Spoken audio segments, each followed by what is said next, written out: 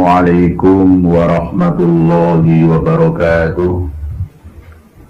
Bismillahirrahmanirrahim. Alhamdulillahi rabbil alamin. Wa bihi nasta'in ala umuri dunya waddin. Wassalatu wassalamu ala asyrafil anbiya'i wa imamil mursalin Sayyidina maulana Muhammadin wa ala alihi wa sahbihi ajma'in, amma ba'd. Saudara-saudariku sebangsa dan setanah air yang sangat-sangat kami muliakan, semoga senantiasa semuanya mendapatkan anugerah karomah maunah, mendapatkan kebahagiaan, kesejahteraan, kedamaian, ketenangan, kesenangan, kelimpahan, diberikan oleh Allah keturunan yang saleh dan salihah, dzurriyyatan thayyibah, diberikan oleh Allah rezeki yang melimpah berkah untuk bekal ibadah, ziarah Makkah wal Madinah, diberikan oleh Allah hasanah fid dunya sampai hasanah fil akhirah. Pada kesempatan Hari Kebangkitan Nasional tahun 2023 ini bertepatan dengan hari ini tanggal 20 Mei, kita memperingati sebagai Hari Kebangkitan Nasional yang dimulai pada 20 Mei tahun 1908 yang lalu dengan berdirinya Budi Utomo sebagai tonggak kebangkitan masyarakat Nusantara, bangkit untuk menata diri, merdeka dari penjajahan, merdeka dari penindasan,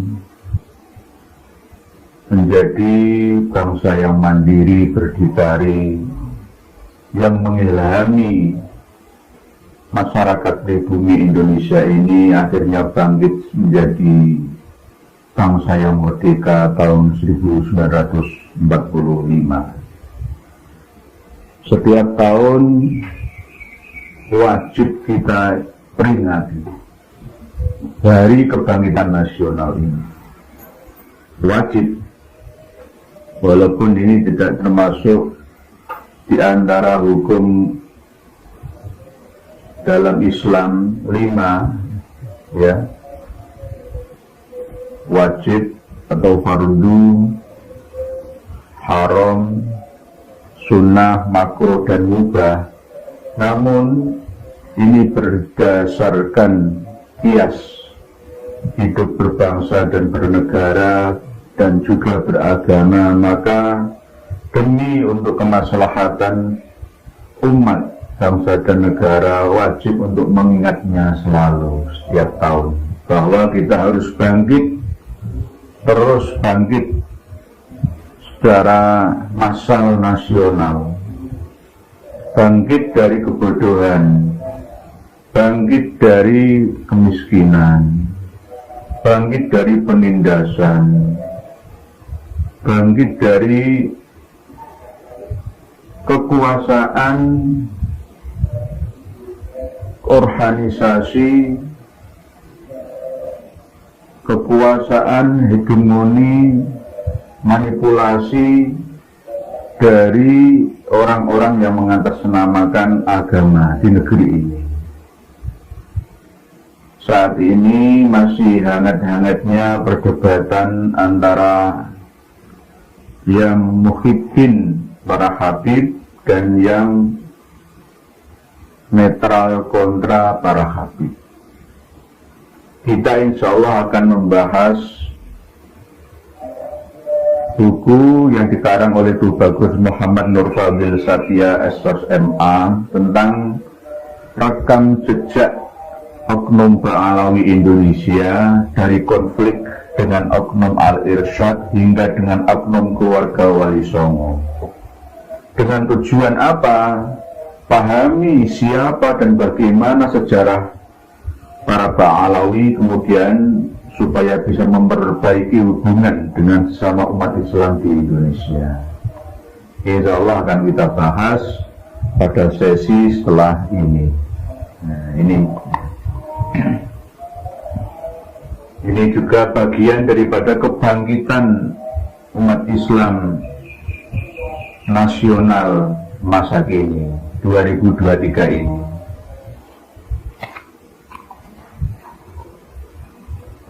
Kenapa ini akan kita bahas ya? Karena memang sangat diperlukan. Jika tidak diperlukan ya nggak akan kita bahas. Apalagi para anggota Ba'alawi, anggota Rabithah Alawiyah sudah mulai menggunakan jalur hukum, menempuh jalur hukum. Kemarin beritanya LBH Yogyakarta, kelihatannya tampilkan yang gugat itu orang-orang pribumi kelihatannya, tapi di belakang mereka itu para habib. Saya tahu mereka. Jadi para habib itu lempar batu sembunyi tangan, sama dengan ketika meminta qoror wal bayan, penetapan dan penjelasan tentang silsilah keturunan mereka yang nyambung sampai Imam Ubaidillah bin Ahmad al-Abah itu sampai mencari pengesahan ke Iran langsung ke Sayyid Mahdi Rojai. Padahal sebenarnya tidak perlu membuat dan meminta qoror wal bayan penetapan itu. Beliau Sayyid Mahdi Rojai sudah mengarang kitab sendiri, Al-Muqibun, yang menerangkan bahwa Ubaidillah itu bagian daripada anaknya Ahmad al-Abah. Tapi kan beliau termasuk ya ulama nasab abad ini, tetap bagaimanapun tidak bisa nyambung, tidak sampai menyentuh data primer ketika Imam Ahmad masih hidup, Imam Abdullah masih hidup, ya, atau Ubaidillah masih hidup, apalagi Imam Alawi masih hidup. Jadi tidak sampai menyentuh akar masalah, dan menurut saya tidak bisa mematahkan argumentasi dari Kiai Haji Imaduddin Utsman. Berbagai macam cara telah ditempuh oleh para habib ini, dari cara yang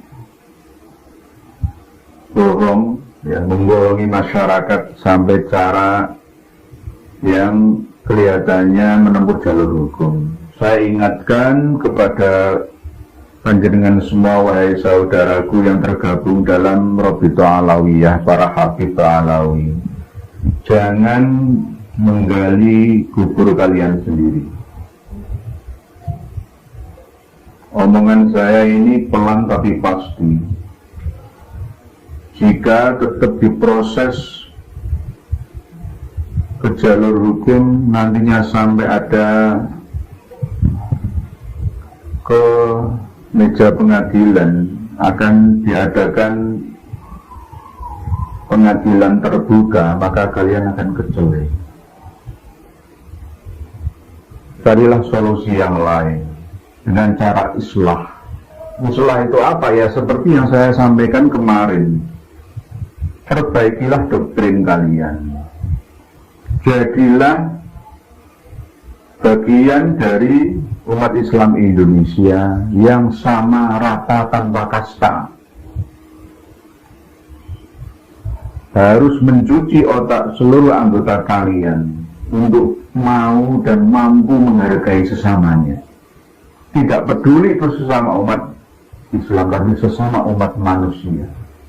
Tidak ada yang namanya kasta, tingkatan strata itu enggak ada, semuanya sama. Membaurlah kalian, membumilah kalian, cabutlah fatwa Habib Utsman bin Yahya Mufti Batavia yang mengharamkan dan tidak mensahkan perkawinan antara syarifah keturunan kalian yang perempuan dengan non syarif atau non habib alias orang-orang pribumi. Jangan ikuti fatwa datuk kalian itu. Kembalilah ke mazhabul arba'ah, mayoritas, bahwa selagi pernikahan itu menetapi syarat rukun dan sahnya, maka jalankanlah. Yang penting suka sama suka. Masalah kafaah itu bisa dikesampingkan dulu. Jangan mengatakan bahwa nikah yang seperti itu alias menikahi syarifah itu zina, batal. Jangan bikin hukum sendiri. Jangan membuat dinasti sendiri di negeri ini. Selama ini kami diam karena angga ungguh ya. Hormat kami kepada panjenengan semua. Apakah kalian selama ini menganggap kami ini bodoh? Apakah kami selama ini tidak melihat perilaku kalian, tantang penenteng kalian, menjajah, menguasai dengan penuh keserakahan di bumi Nusantara ini? Jangan. Mari kita hidup bersama, berdampingan, rukun, damai, aman, sentosa. Karena di Indonesia ini sudah menjadi negeri yang baldatun thayyibatun wa rabbun ghafur. Jangan dibalik menjadi negeri seperti Yaman, bak neraka bumi. Indonesia ini sudah terbukti menjadi jannah, surga yang tersedia, sehingga para penduduknya, kita semua ya, harus kita kasih pemahaman yang kompleks, menyeluruh, bahwa di bumi kita inilah surga kita, tempat di mana kita harus hidup berbahagia. Lah nanti setelah mati ya dapat surga lagi. Ini yang perlu dipahami oleh para pendengar dan pemirsa sekalian.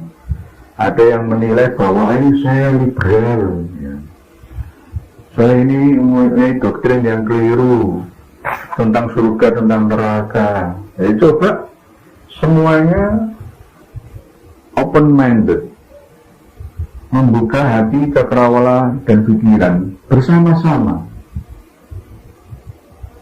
Apakah pernah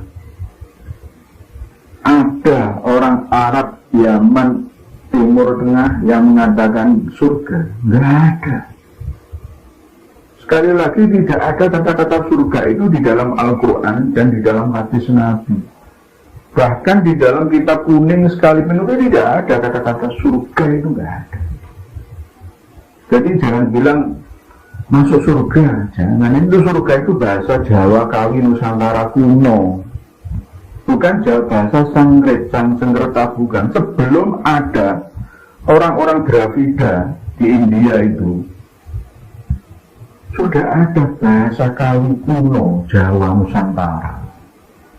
Agama Hindu, Buddha, Jaina, ya, Sikh di India itu berasal dari Indonesia, berasal dari Nusantara. Jadi kemarin ada biksu-biksu Buddha dari Thailand yang jalan kaki ke Borobudur ya.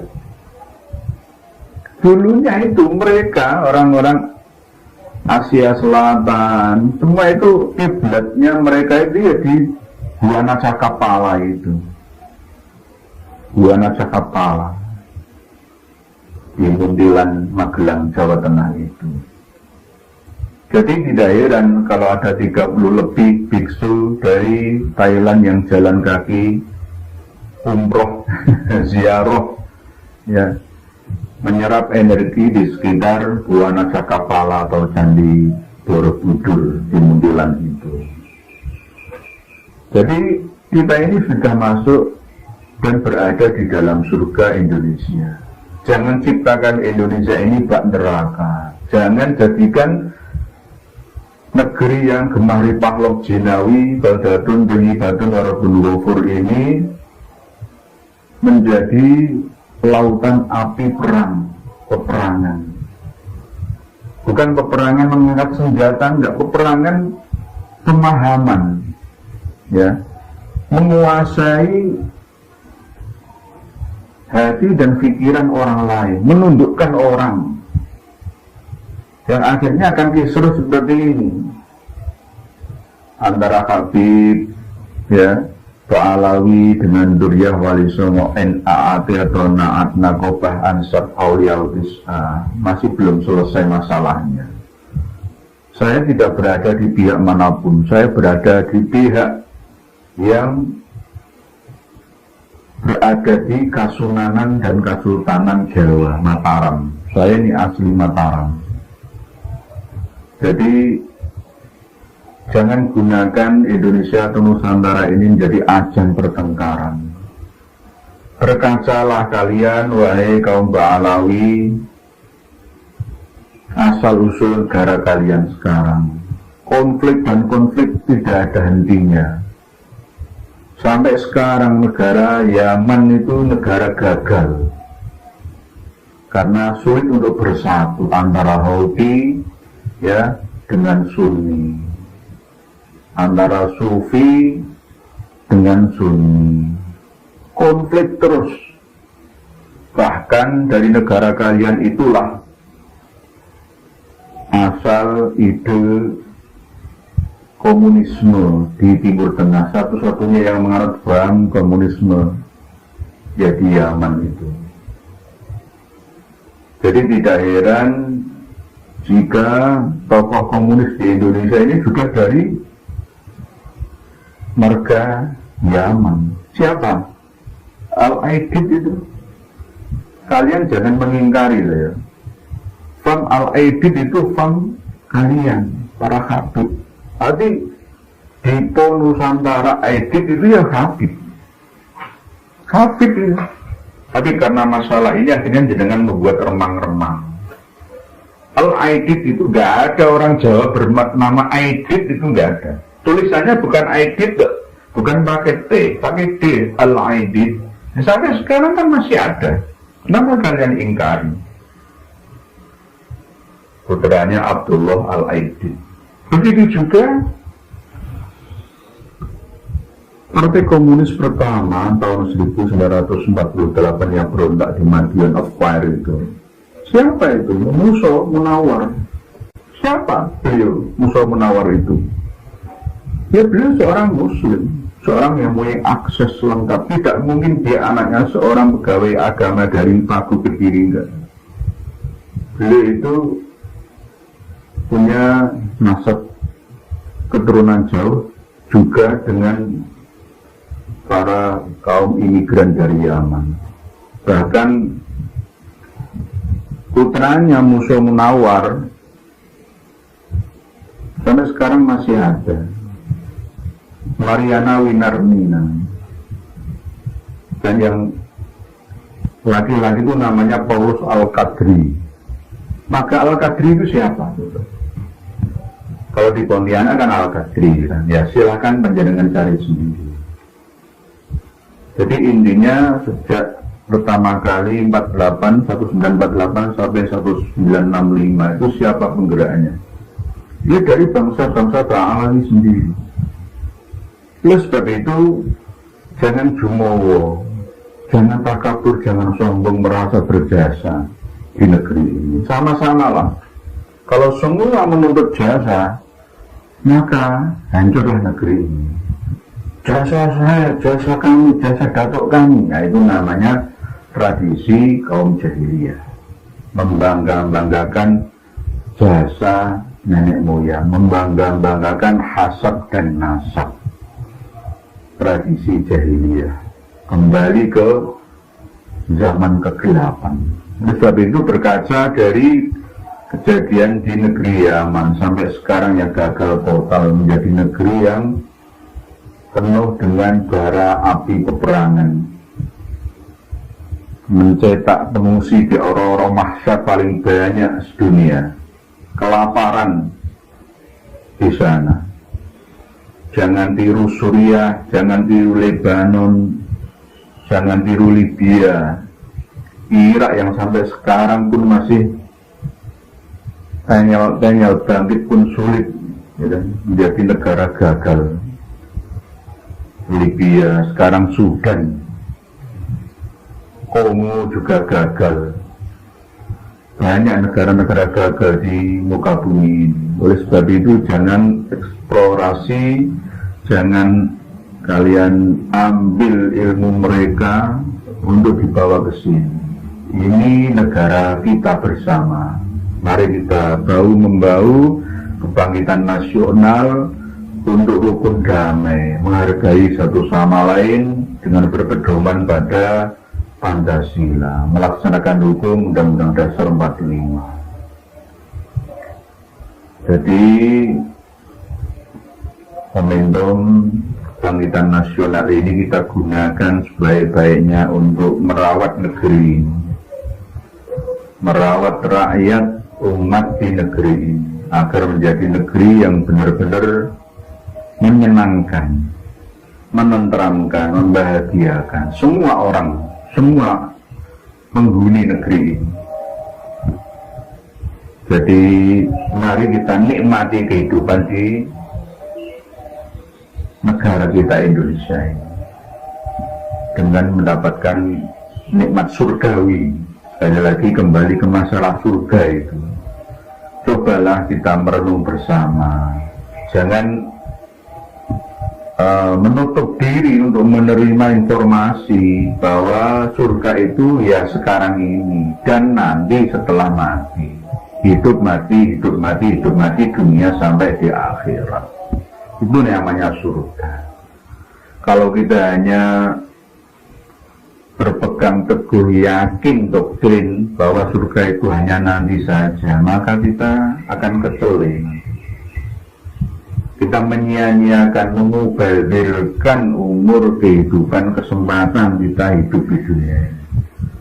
Jadi surga itu ya di dunia, ya di bumi ini, dan nanti juga akan kita nikmati lagi. Lebih enak mah dikasih surga 2 jannatan dengan hanya jannah saja. Ya kan enak milih dua-duanya, kan enak gitu.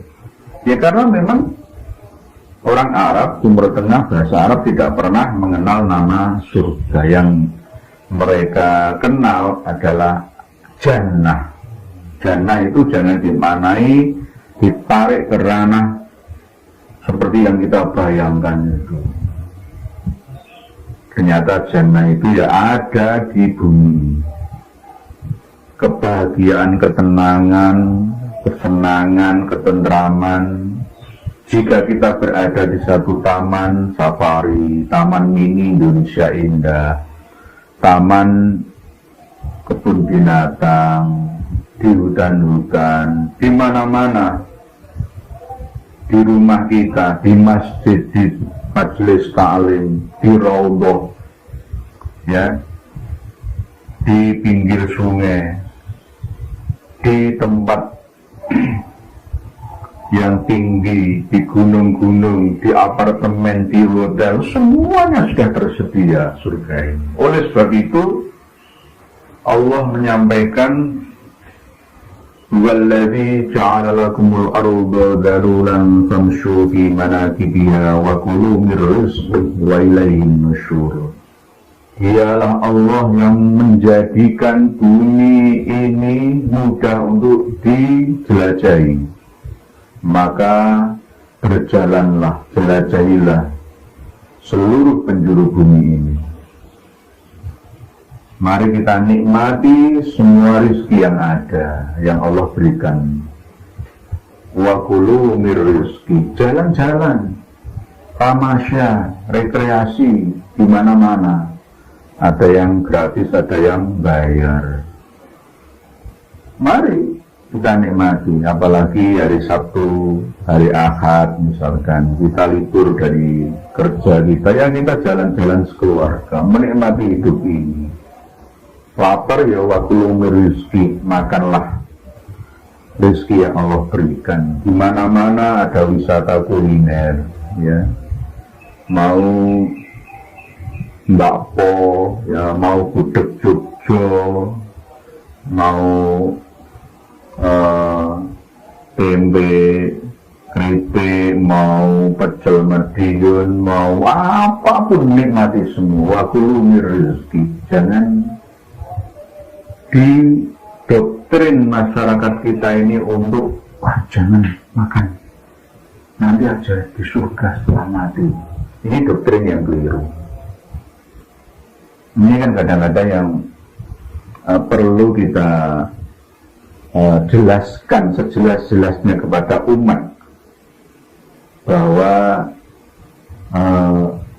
kita menahani surga itu harus secara menyeluruh, ya, tidak boleh dibatasi dengan hanya nanti saja.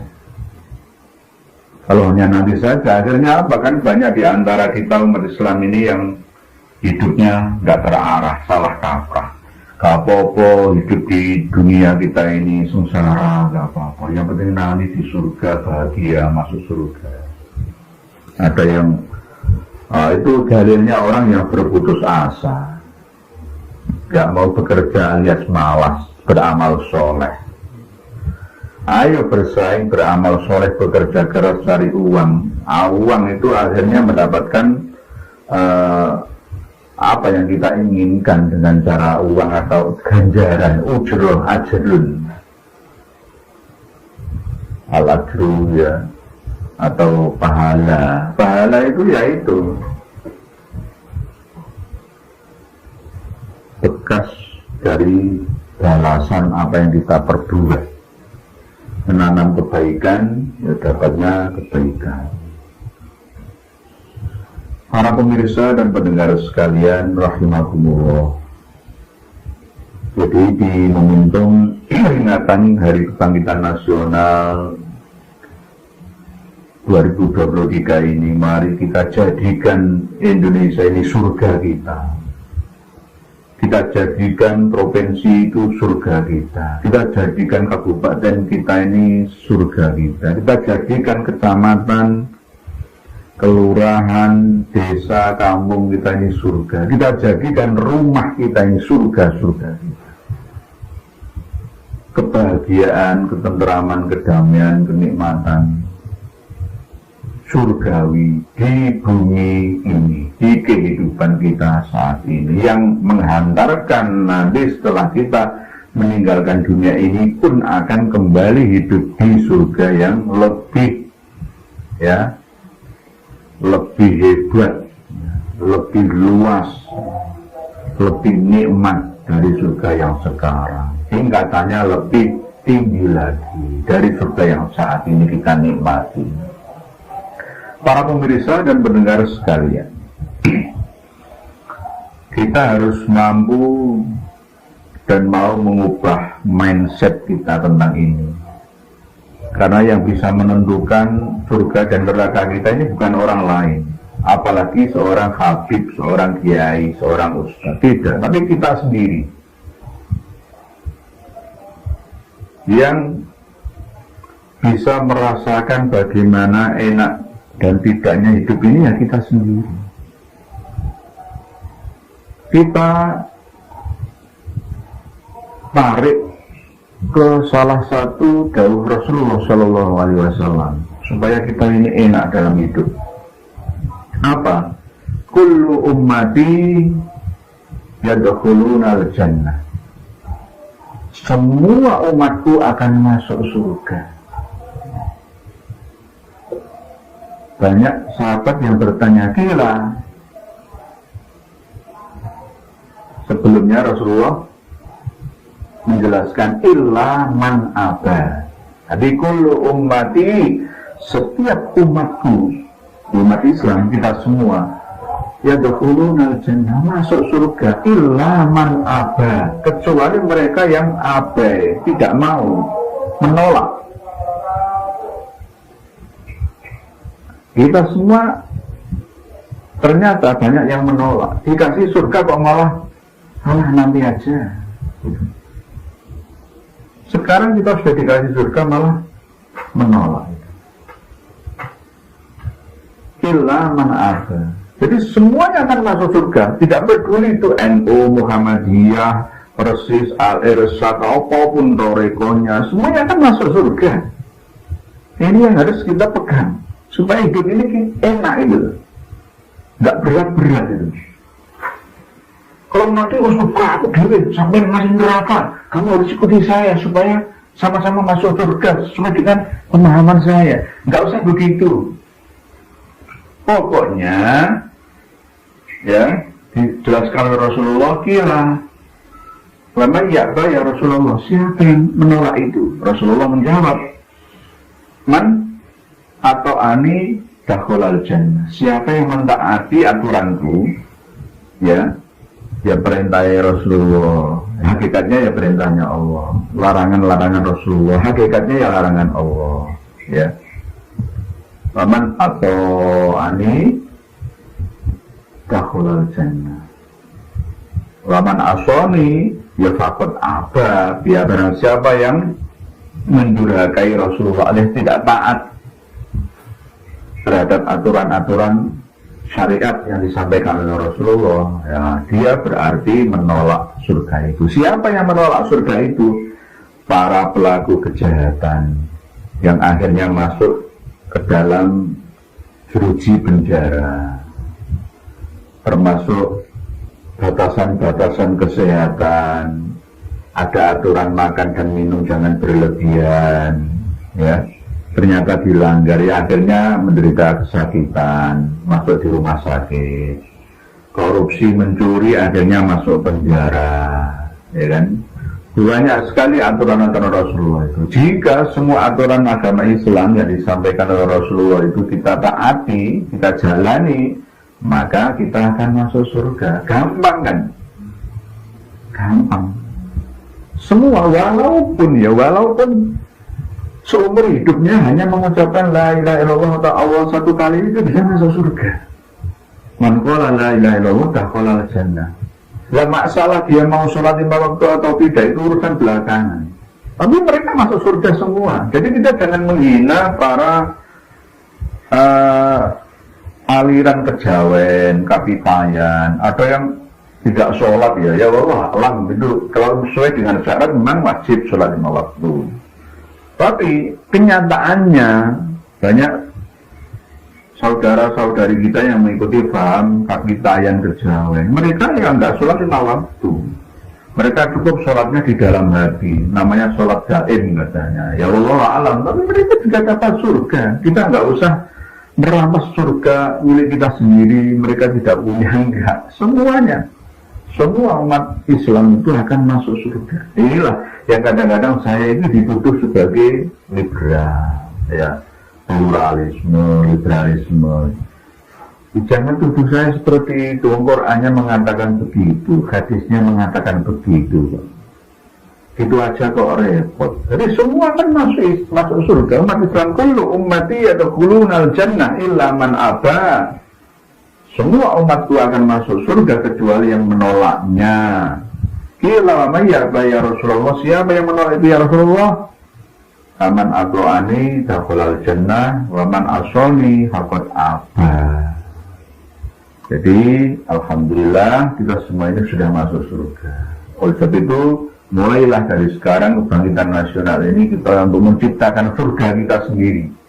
Jangan serahkan surga neraka kita kepada para habib, ya, dengan menyembah kakinya, dengan para kiai sekalipun tidak boleh. Kita ini manusia yang merdeka, yang menentukan surga dan neraka ya kita sendiri. Kita berubah pola pikir kita, mindset kita. maulah kita untuk open mind, terbuka, belajar bersama. Demikian insya Allah akan kita bahas pada sesi yang akan datang buku ini. Mohon maaf atas segala ucapan dan ungkapan yang saya sampaikan. Semoga sedikit ini bisa banyak manfaatnya untuk saya sendiri khususnya dan para pemirsa sekaligus pendengar sekalian yang berbahagia.